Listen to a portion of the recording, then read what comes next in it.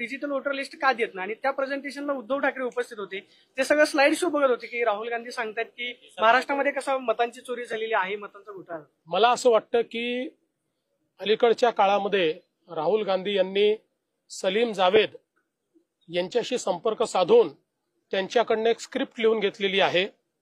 अतिशय मनोरंजनात्मक अशा प्रकारची स्क्रिप्ट आहे. ती सगळीकडे ते मांडतायत. याच्याने मनोरंजनापलीकडे काहीच होत नाही. एकही गोष्ट त्यांच्याकडे फॅक्च्युअल नाही. सगळ्या गोष्टी कपोकल्पित त्या ठिकाणी ते मांडतायत.